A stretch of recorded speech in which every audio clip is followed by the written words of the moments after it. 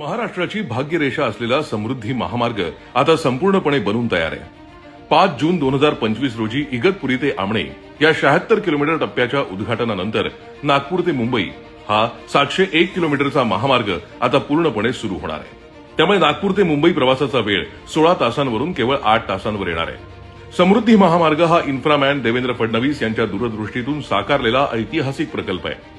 या महामार्गामुळे राज्यातील 10 जिल्हे आणि तब्बल 390 गावं एकमेकांशी जोडली गेली आहेत। तसंच मुंबईच्या जेएनपीटी पासून नागपूरपर्यंतचा कार्गो हब थेट जोडला गेलाय।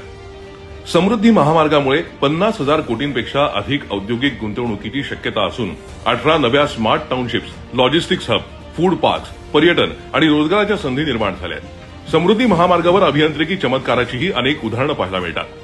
या हायवेला सरळ ठेवण्यासाठी उंच आणि सखल भागात अनेक पूल आणि बोगदे तयार करण्यात आले। इगतपुरी ते आमणे या 76 किलोमीटरच्या अत्यंत डोंगराळ भागात समृद्धी महामार्गावर 5 बोगदे बनवलेत। समृद्धीवरील बोगद्यांची एकत्रित लांबी तब्बल 11 किलोमीटर आहे, तर इगतपुरीला 7.78 किलोमीटर लांबीचा महाराष्ट्रातील सर्वाधिक लांबीचा बोगदा तयार करण्यात आलाय। या बोगद्यामुळे आता इगतपुरीहून फक्त 8 मिनिटात कसारा गाठता येणार आहे। महाराष्ट्राचे इन्फ्रामॅन देवा भाऊंचा हा ड्रीम प्रोजेक्ट खऱ्या अर्थानं महाराष्ट्राच्या समृद्धीचा महामार्ग ठरतोय।